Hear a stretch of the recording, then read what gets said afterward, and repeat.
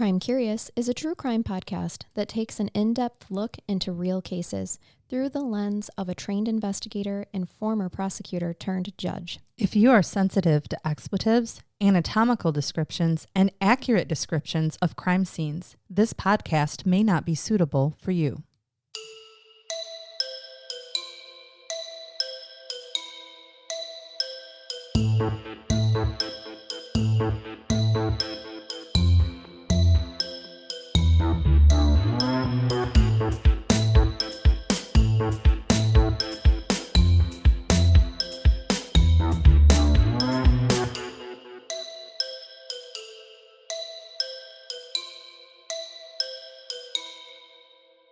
Welcome to Crime Curious. I'm Charnell. I'm Megan. And I'm Jason. You're just Jason? Just Jason. He's not brain deaf, Jason. You don't It's want official. You're making your I'm making official this change. official. We did not, during the staff meeting, talk about this We didn't. as being okay. You are going rogue You here. asked me like 2 weeks ago if I wanted to, and I said yes. And Because- we vetoed it and said no. But I think we decided that his identity wasn't ours to vote on. Oh. Also true. Right, You like, need to respect true. you need to respect my wishes. Yeah. True. It's your body, your Fine. choice, Let's Jason. shake this, but I'm still going to call you Brain Bath Jason. Me too, absolutely. I'm not changing. And people are still going to come up to you in public and say, Brain Bath Jason! And you're going to be like, It hasn't no, happened in a while. it's just really Jason. disappointing. Right. Well, you haven't been a whole lot of places. You should try traveling. I Right. should leave town. Yes. I love leaving town. Oh, shoot. Okay, are you guys ready for a case? Give it to me. So this week, I wanted to cover a couple of missing persons cases that don't have a lot of details. And I think a lot of time, true crime podcasters, if a podcast can't make a full episode out of something, then they might be less likely to cover it, right? So my hope here is to bring some coverage to those cases where there's just not as much meat and potatoes. And also, I plan on posting photos, like the missing persons photos and whatnot, to help as well for anybody who's not on video or in our Patreon group. So then you'll see them on our socials, which, guys, we're making a good headway on TikTok and Instagram and the Facebook. Like, follow us if you want. We post funny stuff. On the face page. On the face page. If you're not a Patreon. On the TikTok, too. I'm Yeah. a TikToker now, and I've seen our little stuff lately, and I have to admit, a couple of my friends, I'm like, I'm going to share this with you, because look how cute we are Look here. at This these is cute just little clip. Well, that's what I was going to say. If you're not a Patreon and you don't get the video episodes, then you can see I do reels and stuff out of them on the talk and on Instagram and Facebook. So you could see just little 30-second snippets there. I did have somebody from the public yesterday actually say, I've been seeing you on TikTok. I was like, oh, great. So they're reaching people. Oh, God. Wonderful. Great. It's not creepy at all when they say it like that. Yeah. No. Well, I was at my kids' baseball game. Like, Okay. they know who I am. Fair enough. It's Fair okay. enough. Yes. Wasn't some rando on the street. It wasn't. Although I was surprised that he listens. Yeah, I mean, truly, and follows our socials. Honestly, It's always shocking when I've you been watching discover. you on the internet. Right. Yeah, I have a blocker, so those things don't get posted anymore on the dark web. there you go. The dark web. I forgot what I was going to say. Oh no, Never mind, Are you though. feeling You okay? can tell a story. No, Or is that Not for right the, Is now. that for the end? I'll save it for the Okay. end. Okay, It's not even a bad story. It's a funny story about you Oh. Can't wait. and me. Stick around to the end for that. We're gonna start today's episode though with the case of Todd Yopek, who went missing from Denmark, Wisconsin. This request and inspiration for today's episode was made by a listener for a friend of a friend. So this is Todd's case is a listener who made it for a friend. And I just love that. And if you are on video, you just saw Jason disappear, But and he's he'll still here. rejoin. We're having I'm working on See? it. He's right there. anybody who's audio only can still hear your fabulous voice, my Good. friend. Okay. My We're best having feature. some heavy rainstorms come through Michigan right now, and Yeah. it is affecting our internet connection. So we're just going to keep on keeping on because that's what we do. Remind me, because I've already forgot. shook. Have we shooketh the gree-gree? We did. I've been We holding did. on to We it did. so long I couldn't Yeah. remember if I actually shook it. It's only been 3 minutes and 55 Yep. seconds. Here we go. Anyway, let's talk about Todd. On April 17th of this year, 2006, 2006, no, No. 2026, it's going to mark the 20th anniversary of Todd's disappearance. Todd was born November 21st, 1960, so this year he would turn 66. He was last seen riding his bicycle in Denmark, Wisconsin on April 17th, 2006. See, now you can see where I accidentally said that. Todd frequently rode his 10-speed bicycle that had a wooden carrier on the back around the Green Bay, Wisconsin area. My favorite place. Yes. That's cold. My favorite cold place. There you go. He was wearing a baseball cap and a flannel shirt with black jeans, and he has eyeglasses. On April 23rd, 2006, so 6 days after he was last seen riding his bicycle in Denmark, Todd actually called his family from a payphone and told them that he had been dropped off, so he must have hitched a ride, something like that, in the Green Bay, Wisconsin area. And he told his family, I'll be home in a day or two. He was never seen or heard from again. Okay. Yeah. So this is a missing person case. This is a missing person case completely. All right. Yeah. Todd has brown hair and frequently wears sideburns, a short beard and a mustache. He has blue eyes and he wears glasses. He is 5'10", weighs about 160. Some identifying features is that Todd has a scorpion tattoo on his shoulder. Who doesn't? You know? This was the 60s, though. Because he was He was born in the 1960. 60s. Oh. Are you okay today? 2006. No, I don't think you're 2006. okay. Well, you said 2006, then 64, and I couldn't keep them straight. To So be honest with you, it's a 2006. lot of sixes, So really. he was, I know. This year, let me take you back through Sign it of the again. devil.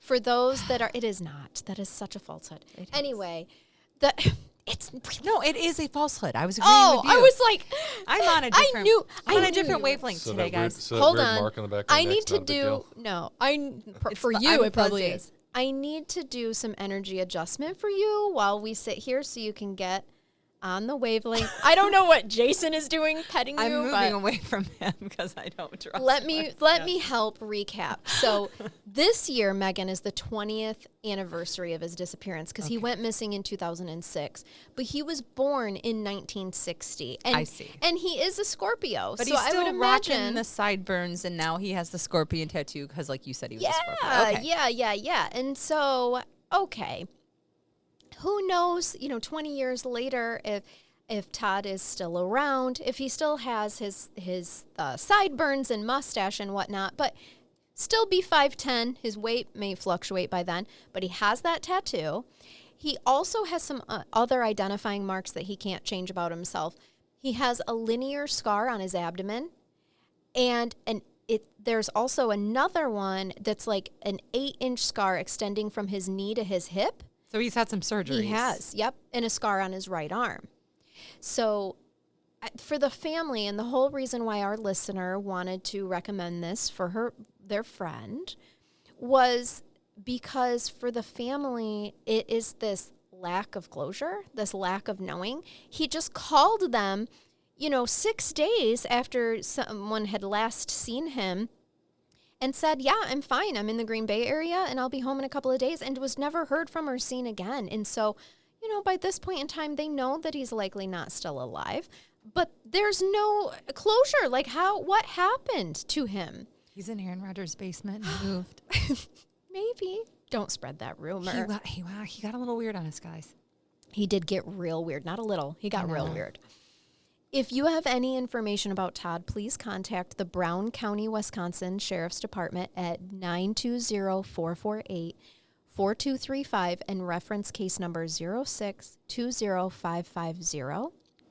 That's all they're going to give us about Todd? That's all we know. This is all I could find about Todd. There was just nothing else. And the family really wants closure. And, this was from the Charlie Project has this particular case up on their website. Okay. And yeah, even I scoured for like local coverage on his disappearance, and there's just not anything. There were a couple of articles mentioning it here and there, but it didn't give us any other meat and potatoes than what we already know from his missing persons flyer and other, Charlie Project sources and whatnot. So, yeah, see what I mean by cases like this don't usually get a lot of podcast attention. Give it to us. Because I want to.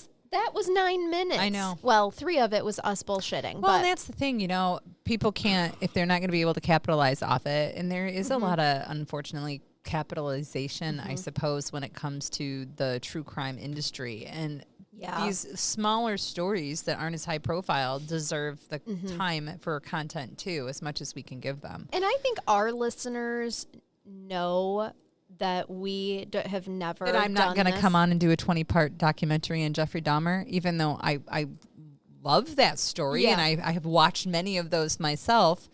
But do you actually need my perspective on that when there's 20 million other perspectives on it? Yes. Yeah. Well, what I was going to say is that I think our listeners know that we don't do this podcast to capitalize on things. Like, we're not getting rich here. Nope. We're not buying into different platforms that are going to change how we operate and be producers for us and things like that. We're independently produced. We're doing this for different reasons. And so, yeah, I like to do this every now and again when we find these cases that we can lump in with some others and get it out there. Now, the next case does have a bit more detail, and it's a Michigan missing person case.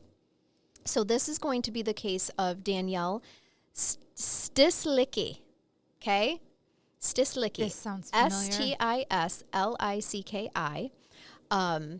And this is from a case out of Southfield, Michigan. Okay. Where's that? And Detroit area. there's a reason that it sounds familiar. I'll make it make sense for you. So December 2nd, 2016 began like any other winter Friday in Southfield, Michigan. 28-year-old Danielle Stislicki wrapped up her workday at the MetLife office building, looking forward to dinner plans with her best friend. She walked out of the building around 5 p.m., stepped into the cold, and vanished from the world. By the next morning, her Jeep Renegade sat parked outside her Farmington Hills apartment. Now, keep in mind these details. Her Renegade is outside her apartment. Inside that Renegade was her purse. There were no keys and no Danielle. Farmington Hills area is very nice. Mm-hmm. Yep. Southfield is more industrial, so she's there for work, and then her car, though, is at her home in a very nice suburb of Detroit. With her purse inside, there's no keys to the Renegade, and Danielle isn't anywhere. She's not in her apartment. Now, this detail is actually what set the family off, because Danielle was responsible, reliable, and deeply connected to her family and friends, and so they know, like, she's not going to leave her purse in her Renegade. She's not just going to leave her Renegade out and with her purse, take the keys, and never show up to work again. Right. Never, meet her friend. The fact that she did not meet her friend for dinner without calling or explaining, and then, none of this added up because this was not her at all. Danielle was known for her warmth, her humor, and reliability. She was close with her family, especially her mother, and she had a tight circle of friends who immediately knew something was wrong when she didn't show up for dinner. So what we know that she works at MetLife in Southfield and left around 5 p.m. It's insurance, I think. Yes. MetLife is an insurance company. And so from 5 p.m., she was essentially going to go right to dinner and never made it to her dinner plans.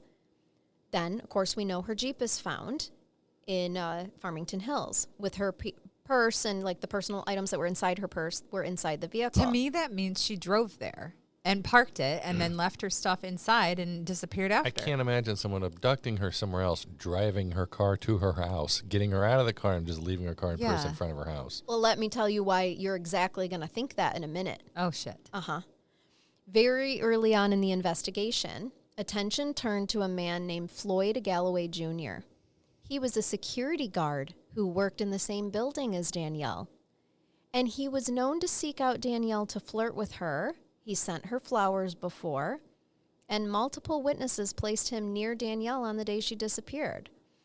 Remember, this case is still active, and I'm going to spoiler alert a little bit. It's awaiting a trial. Oh. So not all details are or should be released due to the fact that it has not been tried in court.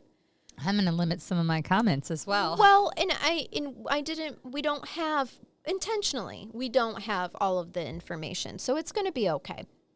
Some notable investigative findings that lead police to Floyd, aside from his clear interest in Danielle after speaking with friends and coworkers, are these facts.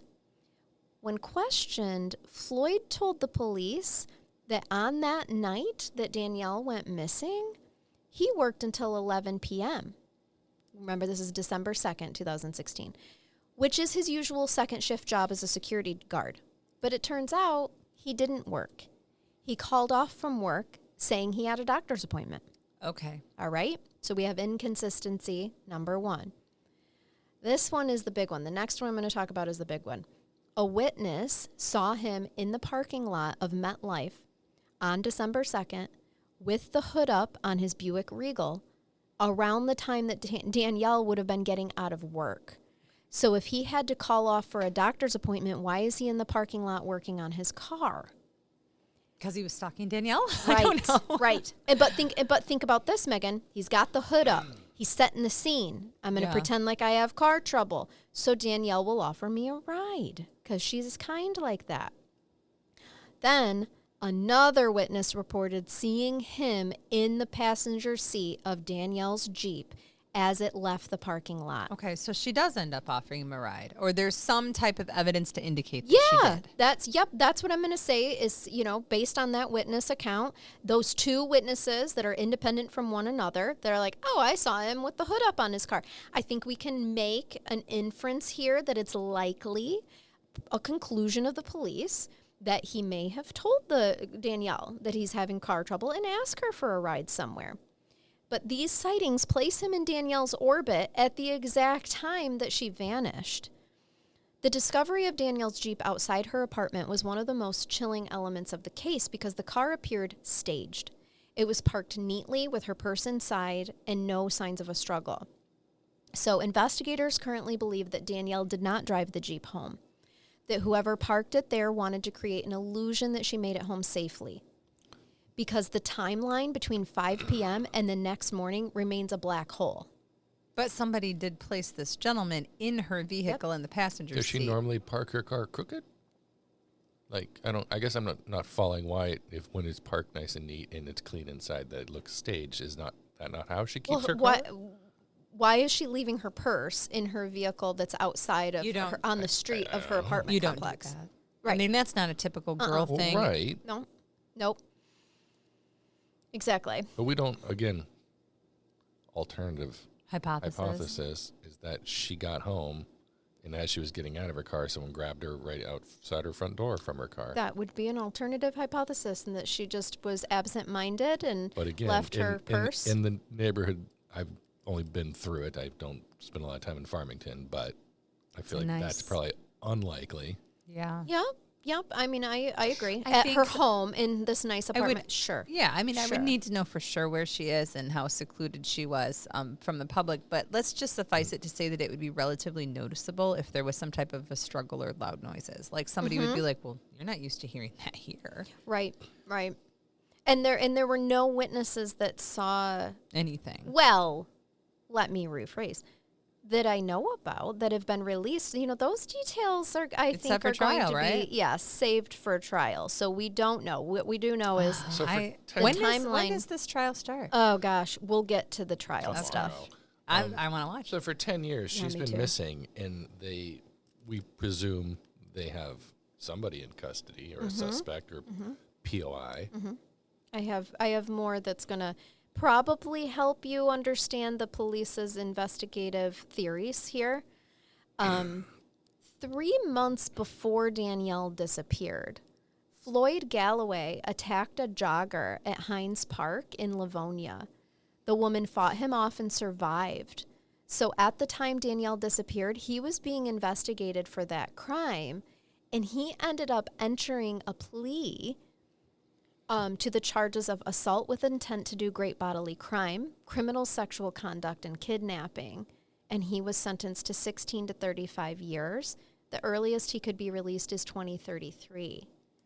So in looking at Danielle's case, this is why Floyd is even more likely a viable suspect for the police, because the attack revealed a pattern of predatory behavior, one that investigators believed escalated with Danielle because he left her, she escaped, right? The victim from Hines Park escaped, and that's how he was then at that time under suspicion, but was not arrested yet. Okay. That's what I was trying to figure out is if he had been convicted of the assault GBH and stuff, but that was after she became a missing person. After Danielle was a missing person. Okay. But the attack happened 3 months before Danielle went missing. Okay. So he is, could possibly be simultaneously repeat violating, right? Offending is what I'm trying to say.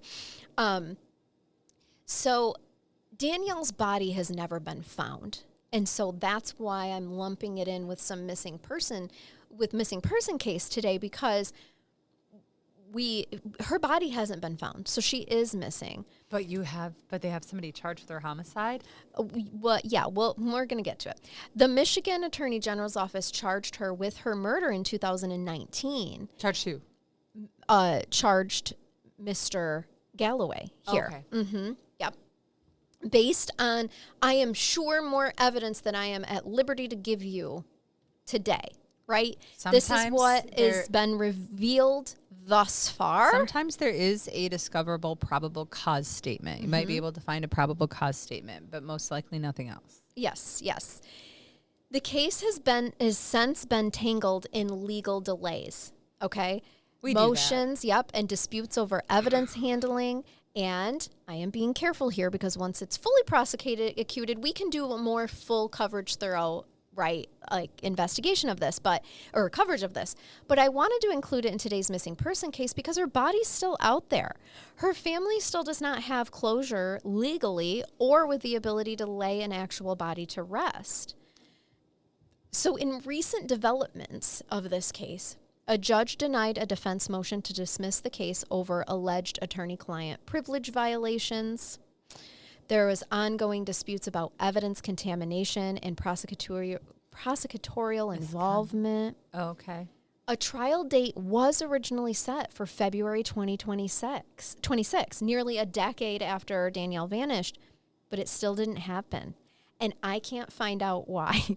I could not. I even asked frickin' ChatGPT. That's just a couple months ago. Why did that? No. Trials can get adjourned for lots of reasons. Yep, a month ago. So it's going to be happening soon. And I feel terrible because the delays have been agonizing for Danielle's family, who have fought tirelessly to keep her story alive. So where the case stands today, the latest updates is that Mr. Galloway remains in prison for the Hines Park attack that he did take a plea on, okay? He is awaiting trial for Danielle's murder, and Danielle's body has never been found, and her family continues to advocate for justice and answers. So this case remains one of Michigan's most heartbreaking mysteries, not because investigators lack a suspect, but because the truth of what happened to Danielle has not been fully uncovered, and maybe it will be in trial. I mean, certainly the prosecutors are going to try to paint a picture, but we'll see what eventually he ended up taking a plea in the first case. We'll see if he truly is guilty of this crime. Maybe he'll do that again. Or perhaps they don't have a strong enough case. Maybe it's not him, but the problem is when you have the history that he had flirted with her, he had sent her flowers, he lied to the police about working until 11 p.m. when he had called off, then was seen by 2 different witnesses in the parking lot at 5 o'clock when she was leaving. That's Megan, suspicious. Not a lot, though. I was going to say, I don't know if you can answer a hypothetical, Megan. Is that amount of evidence and just the fact that he was charged with a similar crime, similar MO, enough to prosecute him on another crime without any It's enough to prosecute. It might not be enough for a conviction. I've seen cases like that come through where there's probable cause. And maybe I didn't hear this case, so I don't know. Mm-hmm. It's obviously, if it's set for trial, it's also met the probable cause burden of proof in a preliminary examination phase, or he waived. Mm-hmm. Right. So he may have so waived. that part, I didn't find where he waived. Right. So I think that there's PC here, but in terms of the hardest part about these cases where you don't have a body is the beyond a reasonable doubt standard in a criminal trial. I wouldn't want to be on the jury on that. No, they're unless incredibly difficult. I am sure that there's more that's not released to the media. Sure. Oh, no, for sure. Perhaps there's DNA evidence from the vehicle. Yes. That's just not being, I scoured a Facebook page dedicated to her, like trying to find hey, maybe somebody leaked some information, something like that. No, these are the hard and fast details that I'm comfortable releasing right now anyway, but there's still a body out there. There is. She is still missing. Yes. And I think ultimately when you have this, there has to have been, I'm assuming there has to have been a legal declaration of death at this point. And now they're proceeding. That's why she was officially charged in 2019. He was officially charged. Yes, he was. Okay. Yep. Floyd Galloway was officially charged in 2019. And this will be one to watch. I I'll do be want to watch it too. Yeah. Yep. And we will provide an update, and hopefully we'll even get one this year. I mean, well, and I like, irrespective of the outcome, because I can't really have an opinion on that. I haven't heard the evidence, and it is a case that's still open. But I'm always interested in jury psychology in these cases after they do make their decision, whether it be a guilty or not guilty, what led them to that. Yeah.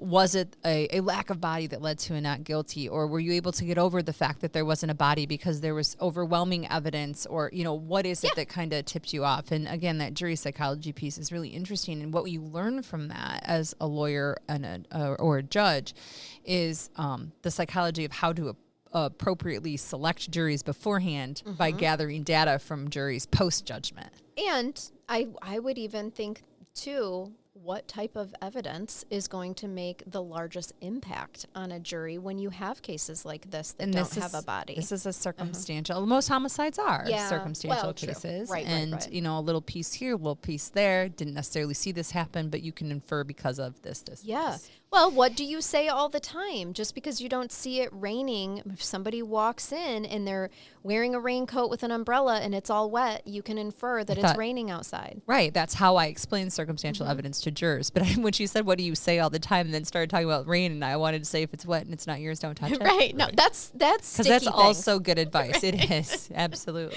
If it's sticky and not yours, don't touch it. Unless you're a mother of toddlers, then you're going to have to. You have to, or you'll never get your child into bed or a shower or anything. Or if it's a third date. This is a general audience episode, Jason. That was funny. Right. It's lovely. Or it's a third date. Oh, shit. Okay. The last case that I'm going to feature today is actually a big head scratcher. And I don't want anybody adding me, okay? I wrote things phonetically. It's a case out of Germany. Oh. I am not German. I will say things wrong. I am trying here, people. This is the case of Mateusz. We're off to a great start. Kowecki. Mateusz Kowecki. Mateusz Kowecki out of Hanover, Germany. You got the name. Yeah, I wrote it. I know. I said you got the name. Yeah. You can pronounce that. That's a town near us. Oh, yeah, Hanover. Yeah. Hanover is easy. For sure. The first name was harder than the last name. Oh, the last name was easy. Yeah. Right. The last name is not a bit. It is truly Kowecki. But Mateusz. So, March 28th. This is a wild one, you guys. So, strap in. Get ready for some thinking. Okay. March 28th, 2018. Should have been one of the happiest days of Mateusz's life. Okay, Kowecki's life. Can I just call him Kowecki the rest of the... Is he a he? Yes. Oh, Okay. Yeah. Kowecki. Yep. Kowecki. Okay. The 30-year-old construction worker had just finished his shift in Hanover, Germany, when he received the call that every expectant father waits for. My water broke. Yes, his fiancée in Poland was in labor, okay? So he packed up his 1988 BMW 525. Oh, fancy. Well, not for them. It's in Germany. That's like a Buick for us. Fine. He grabbed the essentials Jason. and began the long overnight drive to Lipia Góra, a small village in northwestern Poland where she waited to give birth to their daughter. All right? He told his family he was going to arrive by morning, and he never did. Oh. Yeah. This is bananas. This is what we know. At this moment, I'm going to give you last known movements, okay?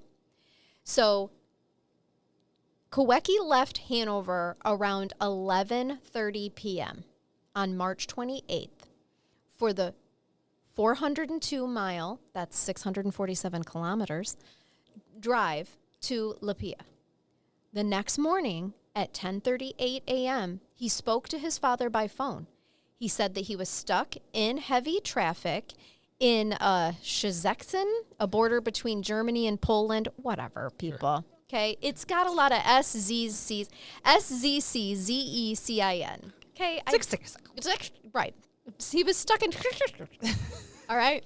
If we get someone from Poland calling us to complain, I'll just be impressed that there's people over out on the other side of the country or world listening to us. All of my neighbors in the Thumb, where the summer cottage is, they're all Polish. I'll be like, Frank, Liz, I can't Lisa, read it either. Gary, well, she's Italian. Like, Nikki, Steve, how do you pronounce this? Do you want me to spell Matej's name for you? Yes. So you can understand it? MATEUSZS. Matush. I had to put it into. I'm telling you, Matush. Matt. Polish Matej is how German. Google Matthew. That's how Google Translate put it in to say Matush. Matej. Yep. So whatever. The little neighbor boy speaks fluent Polish, so I'm legit gonna ask him how to do that. So, anyway, here he is. He's stuck. He says he's in heavy traffic near a border city between Germany and Poland, and he estimates that he has 2 hours left before he's going to reach his fiancée. He also texts his fiancée with the same update, but after that, silence. By late afternoon, his fiancée grew worried. His phone rang and went unanswered. His sister in Hanover couldn't reach him either. That evening, his mother attempted to file a missing person report, but police told her it was too soon. He missed the birth of his child. And by early April, the family filed reports in both Germany and Poland. But authorities quickly ran into major problems. First of all, he was using a German SIM card, so Polish police couldn't track his phone. German police refused to investigate because they believed he disappeared in Poland. Polish police later claimed his phone never connected to a Polish network at all. So we've got jurisdiction problems, right? Yeah, everybody's saying not it. Mm-hmm. Not typically when we have jurisdiction problems, they're like, this is mine, this is mine. It's a pissing match. In this case, everybody's like, not it. This is hot potato. Which is also concerning. It is very concerning. Why doesn't anyone want this? Mm-hmm. And can't we all just get along? And where's Interpol? And this leaves the critical question. Where exactly was Matej when he made the final call to his father? So the family is forced to investigate alone. With a little help from the authorities, his family launches their own search. They retrace the entire route from Hanover to Lipia Gora, checking gas stations, speaking with locals, and posting flyers. They searched side roads, markets, and border towns. Despite their efforts, there was no trace of him or his car found. The lack of cooperation between German and Polish police created a bureaucratic dead end, and each side insisted that the other held the jurisdiction, leaving the family without answers during the most critical early days of an investigation. Okay? So what day did I say that this was? May 28th, 2018?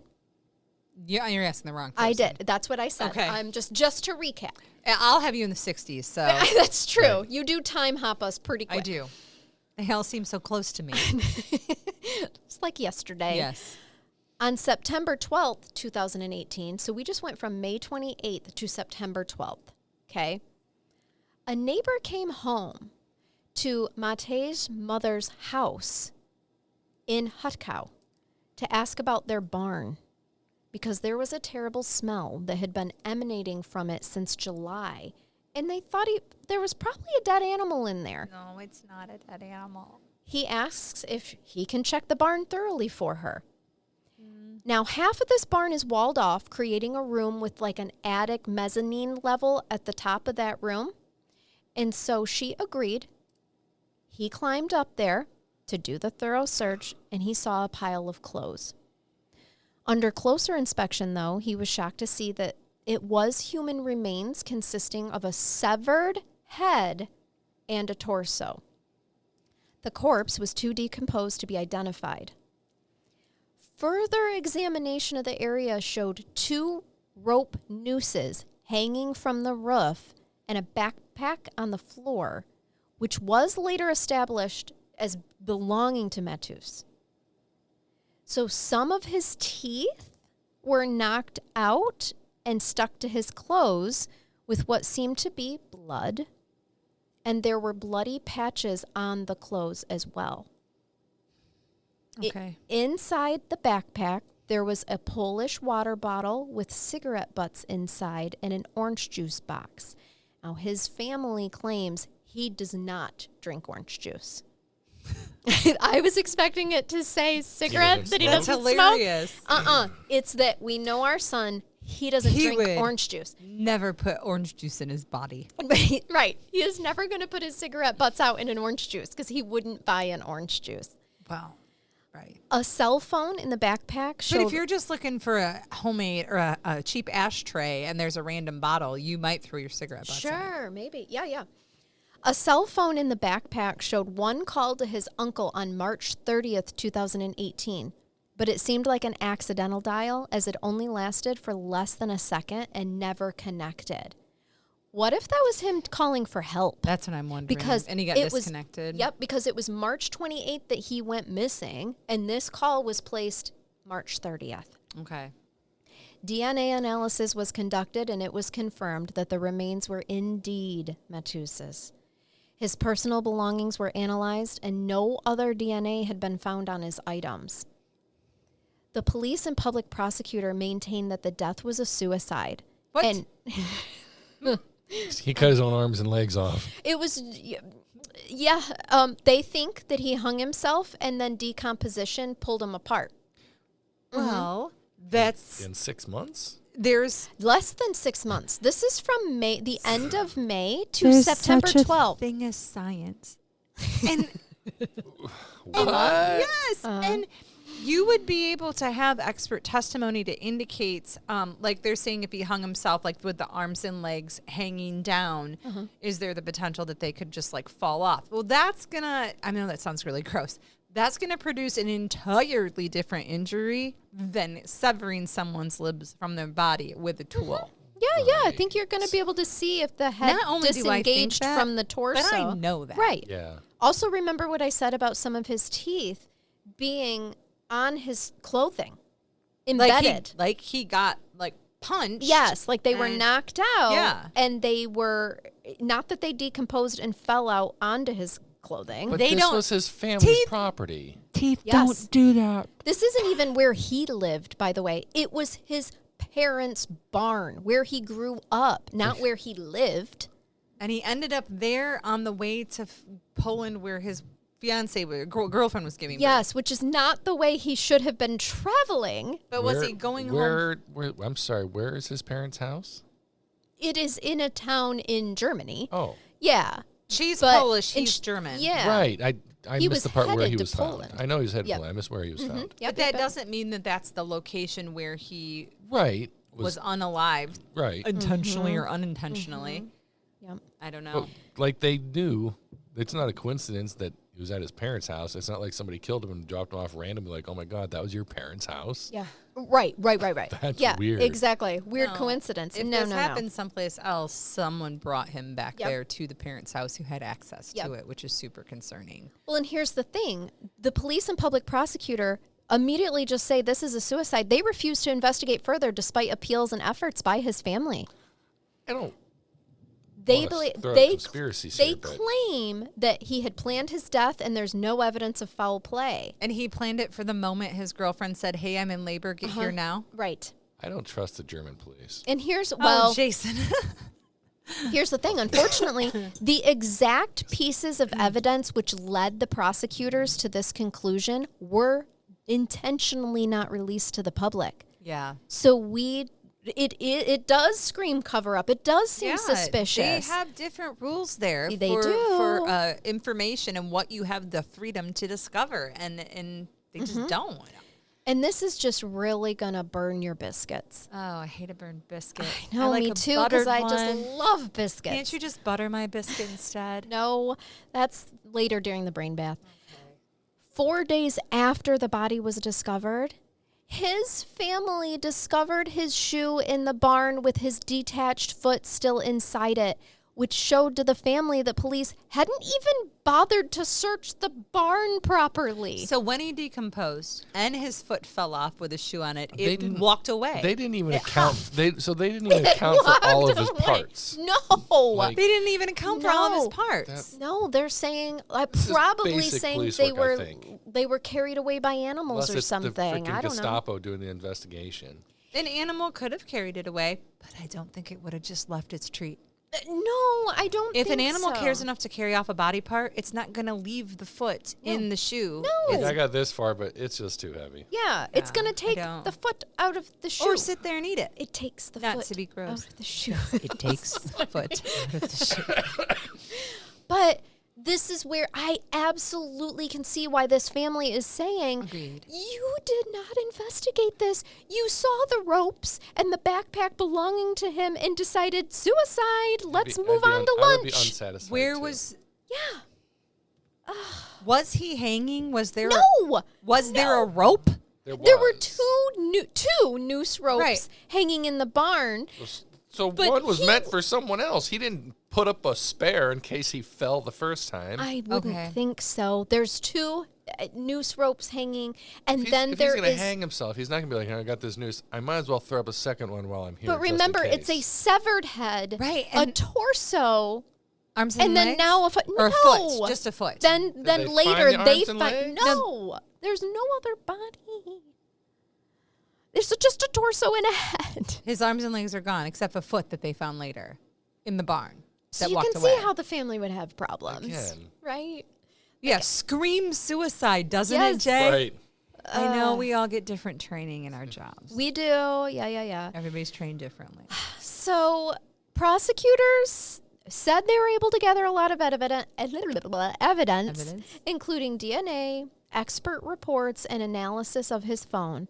German police also obtained security camera footage and searched his apartment in Hanover.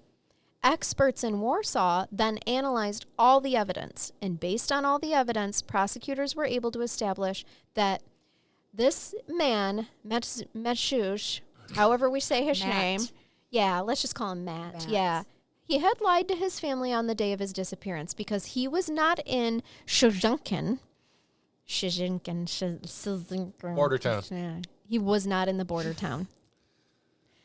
I prefer to call it Szczecin. I'm sure you do. I can't. He was not in the border town when he called his family, and he wasn't driving at the time. So where was he? He was still in Germany, according to the receipts found with his belongings that are time-stamped. Yeah. So when he said, hey, I'm here, these time-stamped receipts, they connected it with the same time that he sent that text to his fiance, saying, I'm 2 hours out because But he wasn't. I'm stuck in traffic in Szczecin, and he called his dad. These receipts are time-stamped and show that no, he actually was still in Germany. He took a train to Frankfurt, a German city on the Oder River That I know where that at is. the Polish border.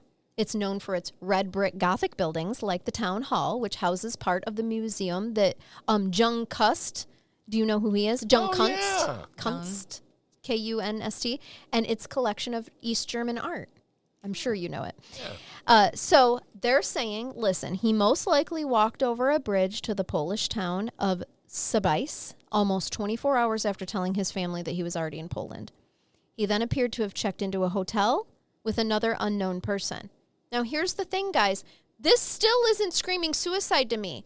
This screams hostage. This screams I have a secret. There was someone with me, someone who drinks orange juice. Right. Right.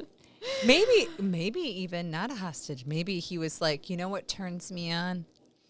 my fiance in labor. My fiance in labor, so I'm going to get me a mistress. I'm going to have my mistress Maybe he meet had me. a mistress. And he needed to go have a and when he conversation found out with he was her. having a baby, he's like, yeah, let's go kill ourselves. By the way, we need to have a talk. And she That's was why like, there are 2 nooses. she didn't react well. And she's like, let me finish my orange juice and we have some things to do. He's like, eat the berries. She's like, I'm not eating the berries. And she cut them up in pieces. Oh, that's a different ending. Wow. Isn't It is it? Germany. Those fairy tales are actually far more grim than grim.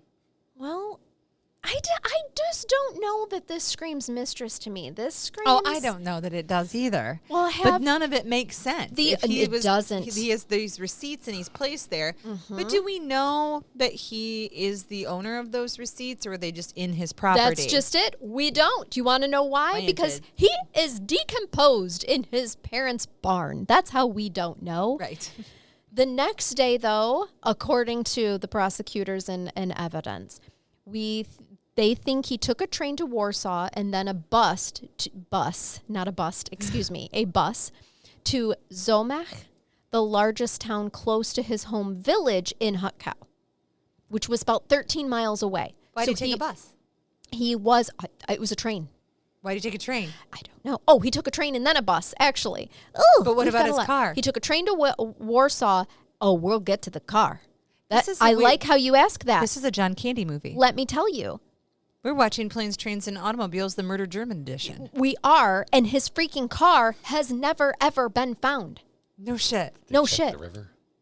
I mean, I don't know. They barely checked for all of his body parts, Jay. It was in the barn by his foot. Right. It was with his arms and legs. It was just in a couple pieces. It was under two specks of hay, so they couldn't see it. So they didn't know what to think. Good God. Yeah. This case gets worse and worse. You're right. When you said this is a head scratcher, I did. It I is warned also us. a little infuriating because a lot of this stuff shouldn't even be in question, at least in terms of cause of death. Like, Right. This is a no-brainer if you do the right investigation. Right. The stuff leading up to it, these are the head scratchers. They are. They absolutely are. We know. So basically, they know that he arrived in the Zomach city that's only 13 miles away from his hometown of Hutkau, okay, around midnight. But it's still unknown when or how he got then to Hutkau, where his family lived. And so this is, when she went into labor on the 28th, so the next day, like, he was on the 29th, he was 13 miles away from Hutkau, and that is it. But he sent a text and he made that phone call claiming that day that we know he was only 13 miles away from his hometown, saying that he was in that border town that I can't right? What if he was just saying that to keep his family, like if he's being held hostage, right? If he's somewhere against his will, what if he was forced to make that phone call and to send that text because he knew by this point in time, whoever he was dealing with knew they would be wondering where the hell he is? So if he's being held hostage and he's forced to make that call and then he's later found hanging in his family's barn. Months later. Like just because they hadn't opened the barn in a while? I don't know. Who spends months without going into barns on their property? Hold on, though. The neighbor said that he was found September 12th. The neighbor said they had been smelling something horrible from the barn since July. Right. So he was potentially alive from May 29th because he arrived in this Zochsmach around midnight. He wasn't alive. To July. So, but why wouldn't his family have checked their barn for 2 months? Maybe they don't use it for anything because they're old. Maybe not. I don't know. Okay. I'm with you. I mean, other than it was up on the loft area, maybe then. But wouldn't you notice your son's body hanging? Yeah, that's what I'm saying. This is what's bothering me. He wasn't hanging. No, but that's what they're saying, that it was by suicide. Right. It wasn't hanging anymore. It had apparently when the body was fallen. found, it was not hanging anymore. No. With the head severed from the torso Yes. and no arms or legs. Right. And then... Except a foot found later. A foot found later. I guess I cannot get over that you would, on your property, one, if the neighbors are noticing a smell for 2 months, Right. that you're not also noticing a smell. We have... And at least checking it out. We were missing details that we need. Yeah. Well, That I don't like, think we're going I to the want- get. prosecutor will not release Right. those details to the public, Jay. Like, And if his arms and legs fell off or were they severed, if they were severed, it smells like he was in some trouble with some people and was just telling his fiance what she needed to hear at the time while he was probably like trying to run away from these people. They caught him, they killed him, and they put him in his parents' barn because. I think the family's involved. the every report said the head was severed. Not the head was detached from the body as the language that you would use should it be a part of decomposition. And what do we know about Matush? Well, not a whole lot other than he didn't have any known enemies. He was a construction worker. He did not. Don't be making assumptions here. I like construction Now, workers. seriously, They always have the nicest things to say when I walk by. right. What's weird though is that his car, like, allegedly there's been an extensive search, but remember his family actually hired private investigators. Yeah. So I would Okay. believe that for his car there is an extensive search for it, and it has not shown up either in Poland or in Germany. I need to know more from the Was it family. one of those tiny little European cars? No, it was a BMW. It's a Beamer. Remember? Oh. Because I said, I told oh. you the type. They could not find the car or evidence of it being transferred to a new owner or deregistered. The keys to the BMW also were not located, despite his wallet being found in the backpack in the barn. The attic in the barn was visible from the ground, and the family said that they used the barn throughout the summer of 2018. No, you didn't. So it seemed very unlikely Or yeah, you did. that they wouldn't notice a hanging body, never mind the smell of a rotting corpse. Yeah. Yeah. Either they knew it was there and what happened, or that ended up there somehow randomly in September and the smell was from something else. Yeah. You tell me which sounds more plausible. The family is like, listen, we use that barn and the attic part is visible from the ground. We would have noticed a hanging body and we would have smelled the rotting corpse. But did you? So But did you? I don't know. Well, a cousin I need more information. Ed This Yada. is really pissing me off. What reason would his family have? I don't know. I don't know anything about them. And they've clearly cared enough to spend a significant Yes, amount of money they on have private hired- investigators and aren't happy with how the investigation was done either. And keep if they knew fighting his for body this? was up there, they wouldn't be like, yeah, go ahead and nose around the barn. Right. We don't care. Right. The neighbor says it smelled weird. Yeah. Also, there might be a body there, but it's not him. Yeah. I mean, it's just... Here's the thing. His cousin, Edyata Dobska, said, quote, "It is very strange because we have been to this barn many times during this time.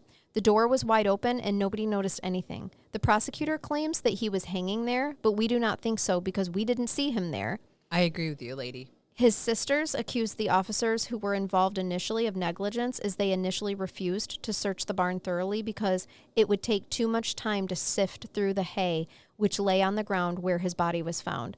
While the prosecutors found the officers' actions did not meet the standard for criminal negligence, an internal police investigation did find wrongdoing and 2 officers were reprimanded. Bad boys. Yeah. That's awful. Like, this is your job, man. Like if I stumbled upon a torso and a head not attached, You're going to look for and the then rest. there's like some hay, but like, hey, grab that pitchfork and let's poke around just in case the limbs are in You here. have to. Sure, You you have would to think. clear. But Seems it's not pretty and it's not- elementary. It is, but it's not just Germany. That kind of shoddy police work happens everywhere. It just does. So Don't like it. yeah, I don't like either. it at all. I don't either. So here's what we know. There are no clear signs of how he died. His car has been missing and has never been recovered. Investigators could not determine whether his death was suicide, homicide, or something else entirely. Realistically, they're just saying it's suicide. He was a young father-to-be, excited to meet his newborn daughter. Who has no father now? Yep. His disappearance occurred in a narrow window of time along a well-traveled route in a region with cameras, border crossing, and traffic monitoring. Yet no one saw him, no one found his car, and no one can explain how he ended up dead in a barn near his childhood home. So this case remains unsolved, deeply painful for the family, and they continue to push the system for answers that fail them thus far at every turn. So isn't that crazy? Yes. And it's kind of a culmination of both of the cases before. In one case, we have a total missing person. In the other case, we have a body with no explanation. And in this case, we have a body, no explanation, a missing car, and a lot of missing details right when he was on his way to go meet his daughter. And either a botched investigation or a significant lack of information available to the public regarding the investigation. You just made me progressively more pissed off through each of these cases is what happened. I am terribly sorry for what I have done to you in this case. Thank But you. they all need awareness, right? They're all important. So thank you to our listener that inspired today's thrupling of cases that we put together. That word means something different than what I think you think it Nope, means. I You know keep what saying it that means. word. I do not think That means what you think it means. I love the Princess Bride. Nope, I know exactly Jason, what it means. while Charnell's looking for a brain bath, I have a very dear friend who listens to the podcast, and he had said we were talking at some point in time about how I'm getting ready to go to New Orleans. Obviously, I'm going to go visit Artasha, but I'm actually going there for a conference, and I am terrified when I leave now because I don't know what you guys are going to do to me. I don't know about me. We probably weren't going to do anything until you said it just now. we had Now nothing I'm thinking, planned. Right? now I'm going to start planning. And I'm like, I'm worried because I'm so helpless. I'm far away and they know they listen and I can't do anything to defend myself. And he was like, well, you should do something too. I'm like, what, like a prank? And he's like, no, I don't know, like a response. Like you could do like a recorded response or you could roast Jason. I said, I roast Jason every episode. For sure. It would be He a goes- regular he goes, Tuesday. Fair. Right? It would just be like Tuesday. So I'm what like, are you, yeah, what are you there's- going to do is suddenly start making fun Yes, of me? I'm suddenly going to start giving you an incredibly hard time, Jay. Oh, shoot. Yes. Well, I do love that. I didn't have a big brain bath for us today. What I have, I sent in our podcast brain bath little chat that we have just because this reminded Were me these of, words we spoke, or was this one that you saved? No, this is one I Okay. saved for us because it reminded me of the time that I did something similar to a DoorDasher. Oh, Okay. God. But this was posted by Shake Shack. Some instructions for how Shake Shack needed to deliver to this person. I love this. This Raymond guy said, I just accepted a normal DoorDash order, and now I'm approaching his house like a Navy SEAL.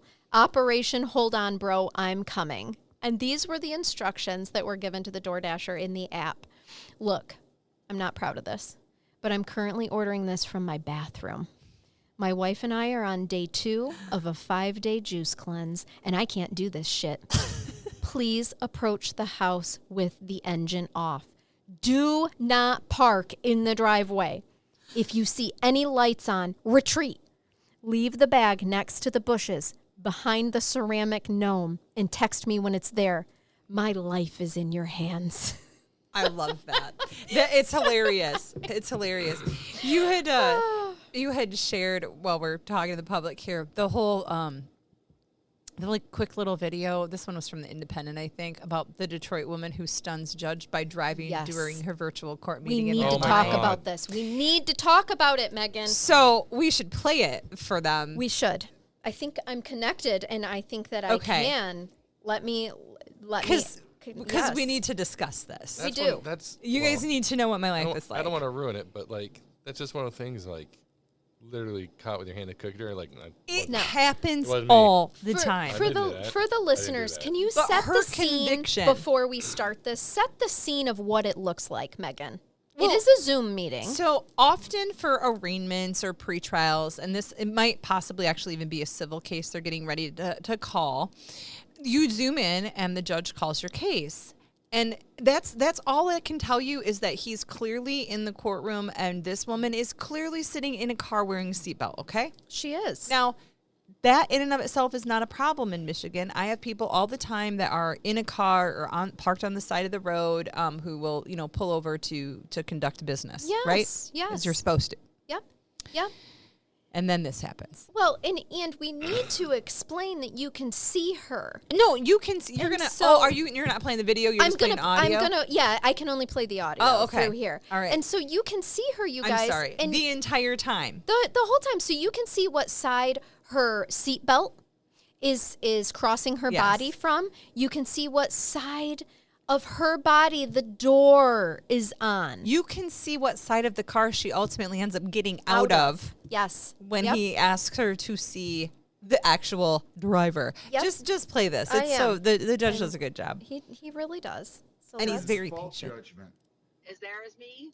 You cannot be driving, ma'am. What are you doing? Come on. I'm not driving. I'm a passenger in a car.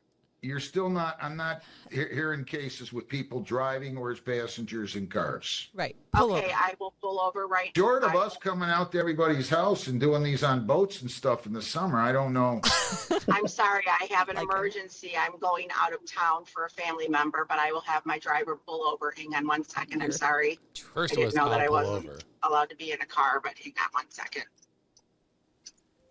This judge. Am I crazy or does it not look like you're driving that car? No, honey, you're not crazy. I'm not driving the car. I'm a passenger in the car, sir. No, you're not. What side of the car are you on? I'm on the left-hand side.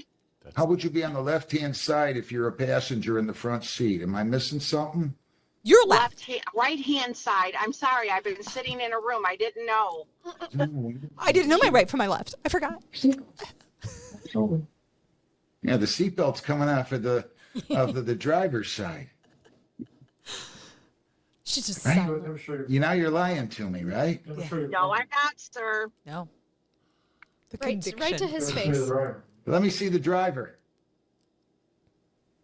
Her face. Let me see the driver. She's rolling her Hang on eyes. 1 second. I have Now. to ask their. He said I have now. to ask their permission. Now. Oh my god. Oh my God, I'm caught. Now she's exiting the car. Yeah. From the Oh, you're not in the you weren't in the driver's side. You think I'm that stupid? You can see her I just exit. entered a default judgment. You could see her exit the car from the driver's side. He's like, "Oh, okay, yeah, So, you're not in the driver's side." Do you know what I like about what he does here? Did you hear him say at the end there, I just entered a default judgment? Yes. So this is clearly a civil case, and he's basically saying the hearing's not running. You didn't appear in court because you weren't ready. You weren't following the rules. There are rules to Zoom when you come into your courtroom, so you're just not present. Default judgment. But did the case have something to do with her having a suspended Yeah, license? I thought that's No. what I I thought- read. I in thought the she had a thing. suspended that is a license. different case. That is a different judge. And that's so anyway, what was funny about this then, and that's why I said this happens all the time. You said in our group chat, may we all have the confidence in life that this woman does lying to a judge. And I said, they do. That's a Tuesday. Right. And right. then, yes, lots of, you literally I mean, just. we get lied Did you to just all the thumbs up time, too. again? I didn't mean to. I was setting my phone Like down. she just thumbs up again. So, Heatedly. I yeah. did. I'm really excited about it, apparently. Yeah, but just the balls of that woman to be on video and you can clearly see No. the vehicle in America. People we have bigger drive. balls than you think. It's all the time. This happens to me all the time. No, sir, I'm not. I love how she's like, oh my God. You know what, today, and it's not, I got caught. I don't get upset like some people do either, just because, like some judges do, because I understand that not everybody has the same sense of decorum than as some of us Do are you mean raised to brain have. capacity? And I also mean that a little bit. So when you call in for Zoom, one would presume things like that you get dressed and that you're not just be covered up in a blanket. Oh, Or, no. that was Monday. Yeah. And then today, I had a guy called in who was just smoking away like a fucking chimney, just chain smoking on there. I'm not paying attention to him by the way on Zoom because I am dealing with people in my actual courtroom. I get a note from my bailiff, and at some point, is it even worth the yelling or the contempt? I just said, sir, I have to remind you that Zoom is actually court, and you're not allowed to smoke. I said, think of it like kindergarten, like if you didn't bring enough for the whole class. And he smiled, and he put out his And cigarette. just kindly put And it we out. went on and did our business because, again, what good is it at that point in time Right. to hold him in contempt? And, again, Right. this isn't a bad guy. This Right. is a guy that literally doesn't probably have the common sense to put his cigarette That's out on just Zoom it. because he's at his place. He's in his not home. in court. He doesn't realize. Lady, you can't tell me what to do in my home. I can when it's a courtroom. Right, Otherwise, you right. come in person You made where your no home. one can smoke. You made your home the courtroom. Only the electricity from the faulty wiring gets to smoke in my courthouse. I do love when we do like Zoom court hearings for our job too, because I had a woman that was representing herself once, and so she was like, she says to the judge, well, judge, I'm gonna call my first witness to the stand, and it's me, and we're like, okay, And my name is. and she literally was like, She called her own name and then stood up and got into a different seat. No, she was playing a role there. That is. I loved it. I was like, This was yes. this was a daycare provider. Oh, it was a long time ago. I don't think No way I could have sat. I through She that. was playing pretend. She was playing court. the judges that hear those for you, those are ALJs, right? Yep. So those are administrative law judges. They're not like elected, but I think that would be fun to see one of those. It is. I also think because they're not elected and those are positions where I'm assuming you have to follow rules and people put you in them, that I would be fired within about Yeah. 30 days. Pro- I give possibly. myself 30 days. Possibly, yeah. So, But yeah. It does get interesting, though. Yeah. I love it. So, anyway, thank you all so much for listening this week. We hope that you come back next week. And also, we Without hope me. that you... Oh, yeah, Megan will not be in next week, but we're going to find... I'm sure we'll find some way to represent her. We will.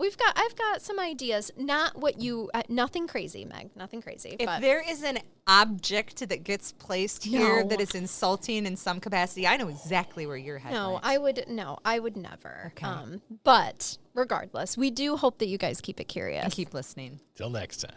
Bye-bye. Why'd you say it so creepy? Sounds like I Casey got a Kasem. plan. Wow.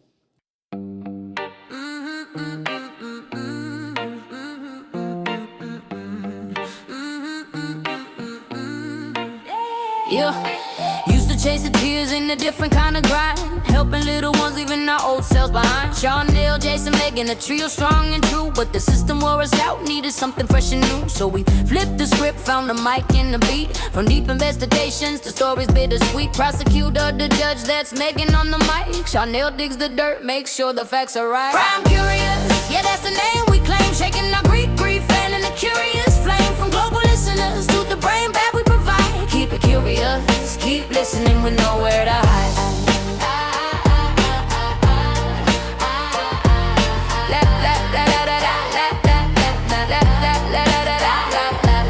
Jason's got the wisdom and the jokes to make us smile. Keeps the energy flowing for every single mile. We dive into the dark where the mysteries reside, unraveling the truth with nowhere left to hide. Laws and evidence, Megan lays it down with grace, while Charnell's deep research sets the compelling pace. Crime curious, yeah, that's the name we claim. Shaking our creek, fanning the curious flame. From global listeners to the brain bag we provide. Keep it curious, keep listening, we know where to hide.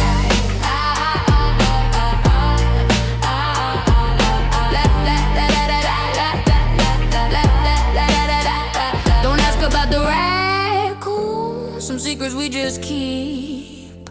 But every week we're digging secrets buried deep. For every mind that wonders, for every soul that seeks, we're here to break it down in our Crime Curious Speaks. Crime Curious.